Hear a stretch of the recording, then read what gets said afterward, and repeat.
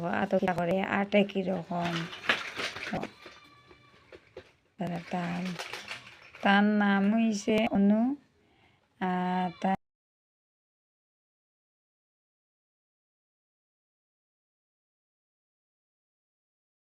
আতঙ্ক করে আটা কিরকম তার তার নাম হইছে অনু। তাই আমার যেটা শ্বশুর ঘরের পাশুর মানে আমরা কেন ইলালে আমার লগে তান বাপ দৌড়াদৌড়ি হয়। অনু অনু